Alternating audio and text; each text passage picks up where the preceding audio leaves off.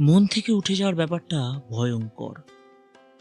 সবচেয়ে কাছের মানুষটাও কখনো কখনো তার কথা কিংবা ব্যবহারের কারণে মন থেকে উঠে যায়। তখন তার কোনো কিছুই আমাদেরকে আর স্পর্শ করে না। তার আবেগ, মায়া, ভালোবাসা কোনো কিছুতেই আর আগ্রহ জন্মায় না।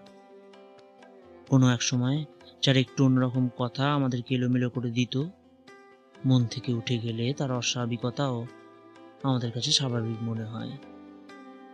বা একটু অন্যরকম করে বললে তার কোনো কিছুই আমাদেরকে আর বিচলিত করে না। এই জন্যই বোধহয় বলা হয়, কাউকে এমন কিছু বলো না যেন কখনো তোমার সাথে কথা বলার ইচ্ছেটাই মরে যায়। কারোর সাথে এমন ব্যবহার করিও না যেন তুমি তার মন থেকেই উঠে যাও।